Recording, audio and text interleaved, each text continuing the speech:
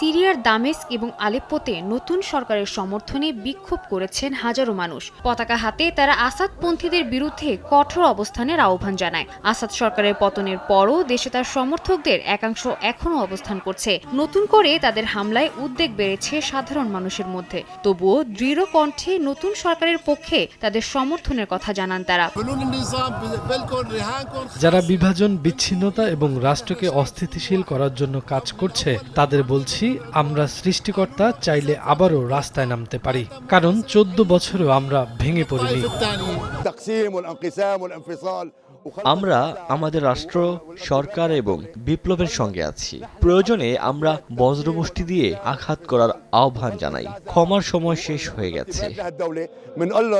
এদিকে সিরিয়ার অন্তর্বর্তী প্রেসিডেন্ট আহমেদ আল শারা জানান, আসাদপন্থী বিদ্রোহীদের দূর করতে সব ধরনের পদক্ষেপ নেবে তার প্রশাসন। সংঘর্ষ নিয়ন্ত্রণে আলেপ্পো থেকে অতিরিক্ত সেনা মোতায়েন করেছে সিরিয়ার নতুন সরকার। এদিকে জাতিসংঘের সিরিয়া বিষয়ক বিশেষ দূত গিয়ার পেডারসন এবং মহাসচিব আন্তোনিও গুতেরেস বেসামরিক হতাহতের ঘটনায় গভীর উদ্বেগ প্রকাশ করেছেন। এই সংঘাত দ্রুত বন্ধ করারও আহ্বান জানিয়েছেন তারা।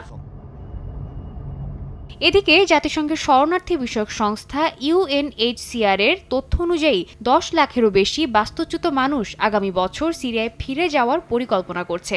এরই মধ্যে 5 লাখ শরণার্থী দেশে ফিরেছে। তবে নিরাপত্তাহীনতা, অবকাঠামোর অভাব এবং মাইন বিস্ফোরণের আশঙ্কা বড় বাধা হয়ে দাঁড়িয়েছে। এ অবস্থায় বিশ্ববাসীকে সিরীয় শরণার্থীদের পাশে দাঁড়াতে আহ্বান জানিয়েছে সংস্থাটি। সাদিয়া তাসনিম, সময় সংবাদ।